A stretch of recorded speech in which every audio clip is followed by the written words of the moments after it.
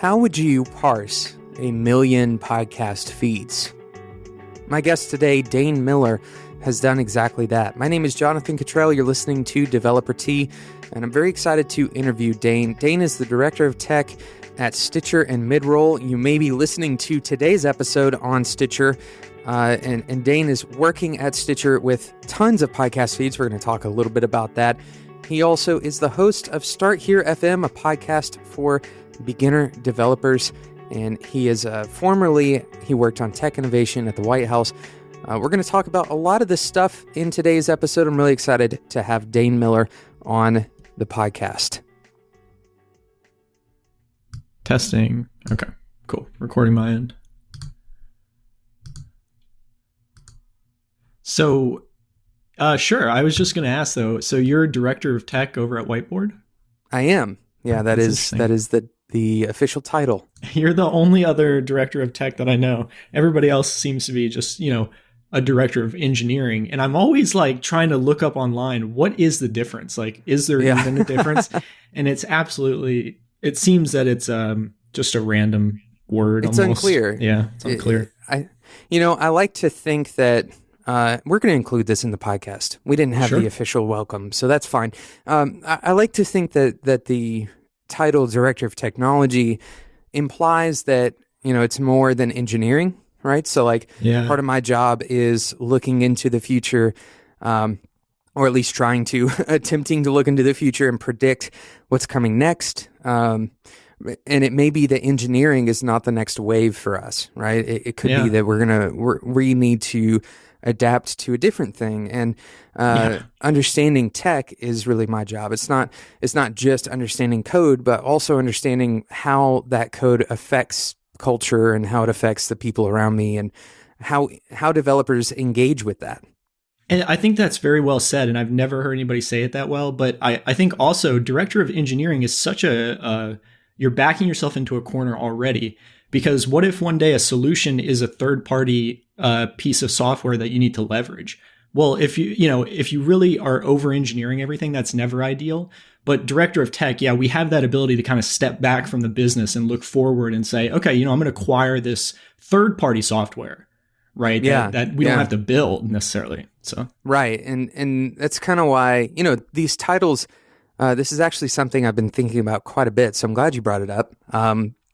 But titles are going to become kind of elusive as we move into the future anyway. If you ask the people that are closest to you, and particularly the ones that you think are, don't be mean about it, but the ones that you kind of respect and are a little bit smarter than the average Apple, if you ask them what they want to do in 20 years, very few are going to give you a job title. Most are probably going to give you a softer answer about who they would like to be in 20 years, because job titles are shifting so rapidly. So, software developer is going to look very different even in 2 years from now than it does today. Do you think everybody's going to be a consultant?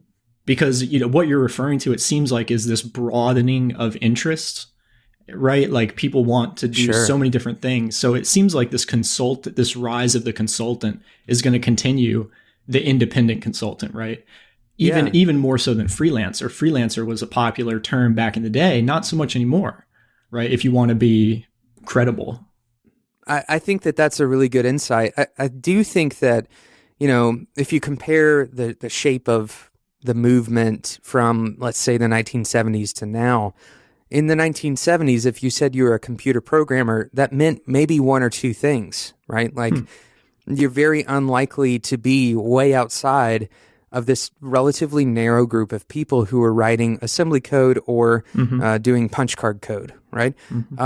Very unlikely that you're going to be doing something wildly different from that. But today, if you say you are a computer programmer, you could be writing in one of thousands of languages, or you could be doing something totally different that you could even be designing your own language. And then on the far flip side, you could be doing like database query, big data, what is the name of it? Big SQL or whatever. Right. On the total opposite end of the spectrum, or meta programming, or maybe you're teaching people about programming theory and you consider yourself a computer programmer. These are all wildly different from each other. And it's partially because, that job title is no longer, it's too large to really narrow down what a person does. And I do think that we're going to see the same type of thing happen to that wide term of consultant, right? We have consulting in all different areas, obviously, but we may have something very specific in technology consulting that can't really be captured just by the word consultant. And Right. while things are broadening, I 100% agree. While things are broadening, interests are broadening, and all the education that we have access to, or education material, I guess, that we have access to is broadening. The need for specialists is increasing in Right. some ways. It's broadening and deepening. It's very strange. Yeah, exactly. And I totally am on board with you, that job title aspect. I'm curious, like when people ask you, what do you do? For me, as a director of technology, sort of director level at a company for more than 3 or 4 years, I still say programmer, or some weeks I'll say manager. If I'm feeling particularly good about that part of my job at the time. But it's funny, I don't like necessarily say what my job title is. And do you do that as well? Yeah, I would say 90% of the time I will answer because most of the time they are not looking to have a deep discussion when they ask me what I do. And so I'll tell them, well, usually I write code and I help other people write code, right? Yeah. And that's like a simplified way of saying, I do write code, but I also oversee other people who write code. But the reality of what I do is significantly different than that, right? Mm-hmm. Everybody has a different thing that they really want to be known for. Mm-hmm. I want to be known for teaching. And that is quite a broad thing, but I do kind of a teacher at heart. And so if I go a day, or if I go a week, or especially if I go a year without teaching, then something's wrong, right? Part of the reason I started Developer T. So when somebody really wants to have this discussion, like you are asking me right now, that's where I start going with my discussion. Yeah, I'm the same way. I have such a passion for teaching as well. That's why I started my thing.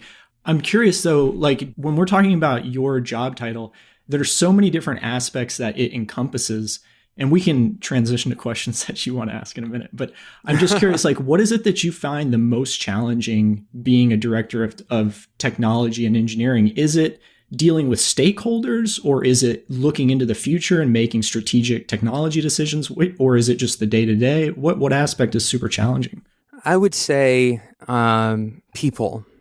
And that, again, a very broad answer to a very specific question. But the hardest thing that I deal with is managing the misconceptions or the natural biases that people have, both on my team and in the client world, as well as users, broad user spectrum, dealing with the dissonance between the way I'm thinking and the way someone else is thinking, or the dissonance between the way I think something should be and the way that the client is requesting for it to be. That really is kind of the big problem, right? It's never going to be actually solved. It's only going to be dealt with. And it's kind of we had a guest come to Whiteboard recently and do a kind of a guest speaking session with our team, and he mentioned this quote. I don't know if it's his quote or not, but he said, "There's no future without conflict." And I thought that was so profound and so true. Yeah. Really, the personal conflict, and it's not just interpersonal, like me to you. It's conflict, like in large, right? Oh yeah. Conflict between the way I think something should be and the way a large number of other people think it should be, and conflict between my team members. And, managing that is far harder than deciding what new language to learn. Yeah, for sure. Today's episode is sponsored by Pusher.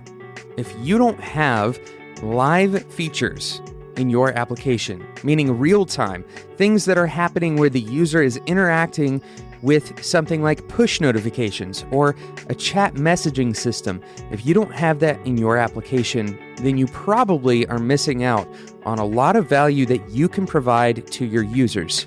Pusher makes this easy, incredibly simple. No matter what language you are using, Pusher's hosted API makes it simple to add these real-time features to your web and your mobile applications in just minutes, and you can scale it up massively. Pusher has this simple methodology of working on top of WebSockets to send messages between your client and your server. What this means is insanely fast and responsive applications for your users. Of course, Pusher is built to grow. You can start with a free plan today, but you can scale up to a massively large plan if you'd like. For example, other companies that are using Pusher, GitHub, Intercom, MailChimp, and the New York Times, they all use Pusher to build their real-time features. Go and check it out, spec.fm/pusher to find out more and sign up for the free plan. That's spec.fm/pusher. What would you say your biggest challenge is? Maybe we ask or answer this question twofold. Sure. What is the biggest technical challenge that you're facing as of late? And then what is the biggest challenge overall for you? Well, I think overall, I'll start there. What you mentioned about conflict, that's huge to me. And that's something I'm passionate about because dealing with so many different stakeholders, as a director of technology, you kind of sit at the intersection of a bunch of teams. That's kind of your job, is to sit on that intersection correctly. And that means, communication and everything else. But in the book Creativity Inc. by the Pixar guys, they actually talk about one of their favorite days at work is uncovering deep conflict in the team. Fantastic. And book, I love that idea. Like, the most creativity in the world comes from like this deep conflict. I don't know if that's true, but that's what the book said. And I thought that just resonated with me so much. And at work, I see that all the time. It's always the best technology decisions are hashed out over a whiteboard, with some conflict. It's just always the way it is. The best one-on-ones are where I'm being super blunt, and I've gotten to this point in my career where everything I say now, most of the time, it's a little bit conflict. It's a little bit too blunt. And that I find that to be just so powerful for the team. And the important thing there to note is that you're not shying away from conflict, which actually creates unhealthy scenarios, right? Yeah. When you shy away from conflict, it doesn't remove the conflict. The interesting part of this to me, I'm also reading Creativity Inc., by the way, is a fantastic book. I've got it sitting on my shelf, and it's actually the CEO at Whiteboard actually bought everybody a copy at Whiteboard because it's so transformative in the way he was thinking at the time. But another book that I'm reading, and I've already mentioned it on the podcast, and I'm kind of a super fan at this point, but Thinking Fast and Slow. Yep. And they talk about this cognitive dissonance between your System 1 and System 2 thinking, et cetera, right? And so it's the ability to reason through, I'm going to ignore this conflict in my thinking brain, right? Like I'm going to actively suppress on purpose. I'm going to actively suppress this conflict, but your intuition or your fast thinking brain, as they talk about in the book, still knows that it's there, and you still feel the looks around the room, right? You still feel that dissonance, and it doesn't really go away. And in fact, it can become worse, and it becomes ingrained into your brain in a lot of ways. Mm-hmm. That's a fantastic insight. But that's a great thing to cue off of too. And I love being in person. I work remotely. I've worked remotely for the past 4 or 5 years now. And I love being in person because I can cue off that feeling of awkwardness when I'm being too blunt and stuff like that. Because I find that that's a huge challenge is, I like to lead by inspiration, not by fear. So for me, like, being blunt is inspiring to people because there's, in a corporate environment, it's typically the opposite. So if you, when you can inspire people in that way, but then you have to walk the line of like, am I being too forward? Am I saying a little bit too much? Because you want to lead people. You don't want to slam them into a wall, right? Just with information. That's not leading them. You want to kind of lead, you don't necessarily want to hold their hand, but you want to parcel out information that helps them over time. So it's not overwhelming, right? So that they can kind of take it and take action on it and then continue and take action on the next piece. Yeah, that's a really good point. A sign of a healthy, or let's say a sign of an unhealthy culture is when somebody tries to hide bad information, right? Bad news. That's a good point. And one of the things that one of my early days at Whiteboard, I was personally in a client meeting where I was fired, and I, this client, I have a perfectly fine relationship with them at this point, and all is good, and we no longer work together. But one of the most compelling moments of my career up until now was that day, because the very first thing that my gut instinct was to call my boss and let him know. And this is a sign of a healthy culture, right? Yeah. Because if you are afraid to tell your boss something, then you're afraid of some kind of negative punishment of your situation, right? Mm-hmm. And this isn't to say that you won't ever have that consequences are unhealthy, right? Mm-hmm. That's not the point. But instead that you view your boss as someone who is on your side. Mm-hmm. Right? Or if you don't want to use the word boss, you view your coworkers as people who are on your side, mm-hmm. and you share that vulnerability, you share that loss with them, perhaps just as much as you share a win with them. Yeah, totally. That's a fascinating aspect, and that is the ultimate sign of a healthy culture. Is I feel free to talk to my boss almost like a friend, but not to perhaps get too friendly or cross that line as well. I'm curious for you, have you done a lot of stuff where your company has like satellite offices and you have to kind of interface with teams in a bunch of different satellite offices? Is that how Whiteboard is set up? It's a good question. We actually have one main office, and then we have a couple of remote workers. The interesting thing is that our remote workers actually, we have two remote workers at the moment. We're still a relatively small firm. We have about 25 people at the moment, but those two people started out full time on site. So we don't really have a lot of remote work. We do a lot of work. In fact, I would say the vast majority of our work is done for remote clients rather than local clients. Interesting. So in a way, you have a lot of experience with that. In a way, yeah. In a way, it's if you view them as a collaborator, mm-hmm. which we do, then that kind of has that feel, right? And it is extreme. So to your point, it is extremely difficult to maintain the same level of clarity mm-hmm. and relational intuition with people who are distant, physically distant from you, right? Mm-hmm.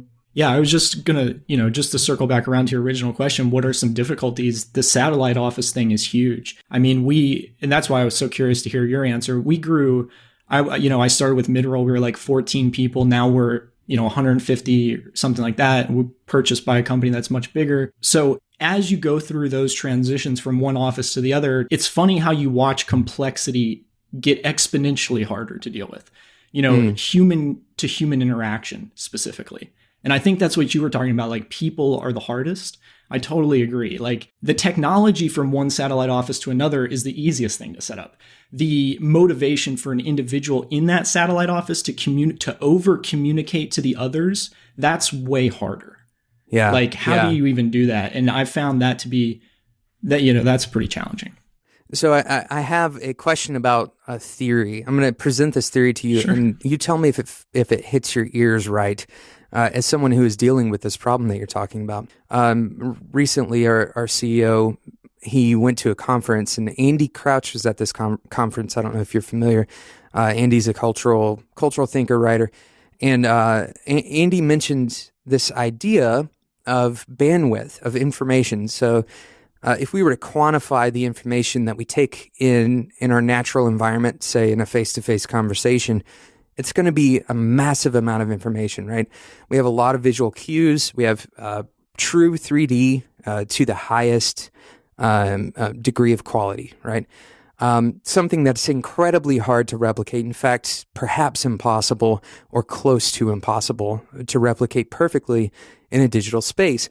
And so the idea of communicating through 140 characters or mm-hmm. Through a low-quality audio stream like you and I are doing right now, mm-hmm. That idea is effectively compressing that communication stream.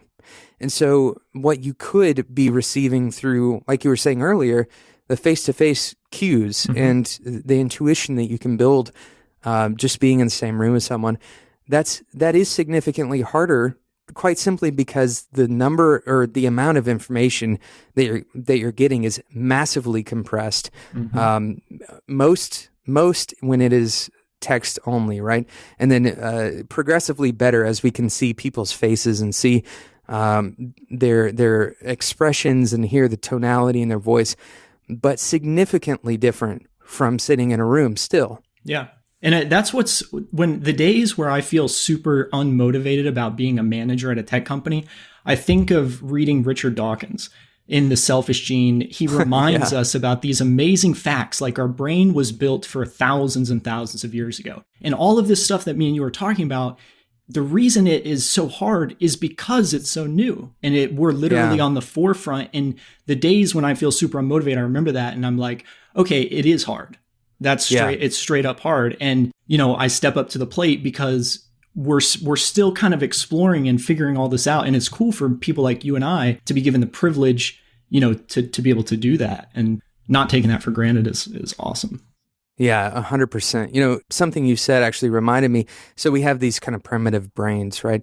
That are primed for something entirely different from what we do regularly, and our bodies can't really even cope. Yes. We're doing pretty bad at the coping side of this. We're trying our best, and we're getting better at it, right? And that's the hopeful perspective of this situation. Eventually, our brains will catch up, but that's in terms of scientific proof, at least. It seems like it's a pretty far way away, well beyond our lifetime. So it's unlikely that we're going to evolve fast enough to really understand how to do this perfectly or significantly better. I'm interested to know, this is related. So it's going to seem like a jump, but have you ever taken the Enneagram test? It's a personality quiz. No, I have not. I love personality tests and figuring out what type of person I am, but I've never heard of this one.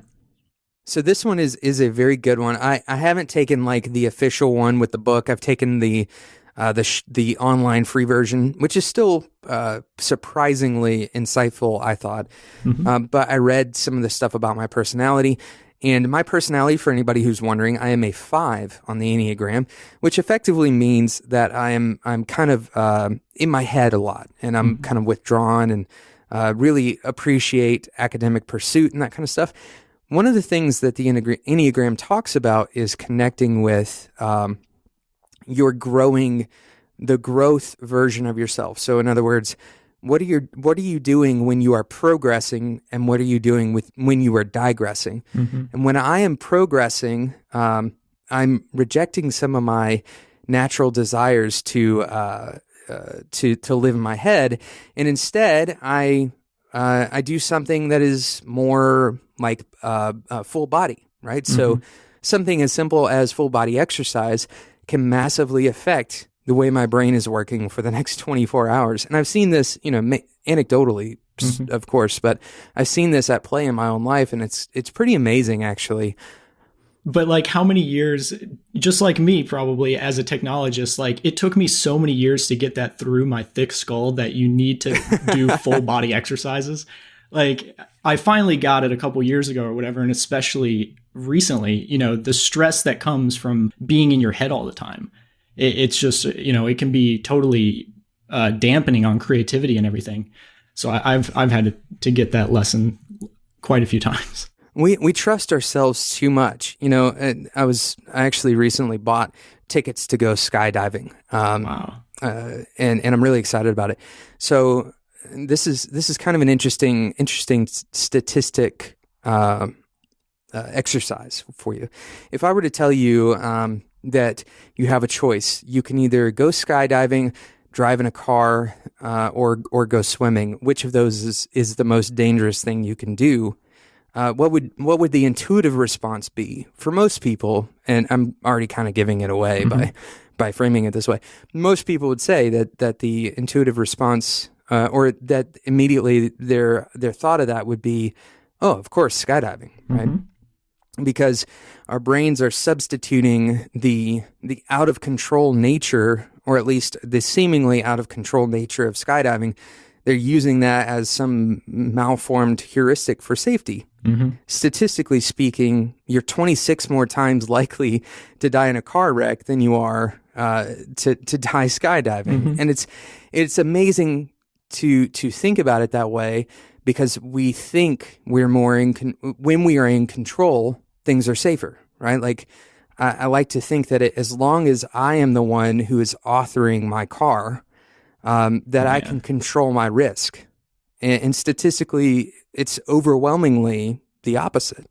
Yeah, what an incredible insight. I mean, that insight on just for pushing your comfort zone, I think in and of itself is insight enough. There's this great book that I love called Mindset, The New Psychology of Success. And it talks all about this like growth mindset versus fixed mindset that I found really useful, which is basically this idea that anytime you're in a situation, most people that succeed, they tend to be in all the same situations that the people that fail are. Everybody's kind of given the same opportunity. And I know that's not politically correct and it's not actually true, but typically throughout your life, you'll get about the same opportunities as everybody else. In the book, they go on to say like the people that succeed, when they fail, they just take that next step that pushes their comfort zone even more and even more and even more. And I'm sure for you, that's how you got into your career. You know, that's how you got at this level in your career. Whereas a bunch of other people perhaps aren't at that level that you even started with. And it's because of your ability to constantly push that boundary. And I think we so often take that for granted, you know, or we think about it and we know it, but we don't take action on it. You know, I know a lot of people that say they know that, but they aren't doing the actions that sort of reflect that knowledge. That wraps up the first part of my interview with Dain Miller. I'm so excited I got to talk with Dain. This interview is a 3-part interview. Please come back and check it out. Check out the second part of the interview with Dain Miller. You can always subscribe in whatever podcasting app if you don't want to miss out on future episodes of Developer Tea, including the remainder of this interview. Highly encourage you to do that. And also, I challenge you to share this with one person that you believe will be challenged by the conversation that Dain and I are having. And I also challenge you to start a conversation, start your own conversations around this content. That is the reason I'm creating this show 3 times a week. Thank you so much for listening. Thank you again to today's incredible sponsor, Pusher. If you aren't building real-time features in your application, you may be leaving huge opportunities on the table to create insane amounts of value for your users. Go and check out what Pusher has to offer. They are making real-time features trivial for you as a developer. You can focus on the application. Thank you again to Pusher for sponsoring. Go to spec.fm/pusher to learn more and sign up for a free account. Thank you again for listening to today's episode of Developer Tea. Again, the challenge today is to subscribe in whatever podcasting app you use, and then start a conversation about today's episode with someone you know, someone who will listen to it with you, and someone who will have a critical conversation with you. Thank you so much for listening to today's episode, and until next time, enjoy your tea.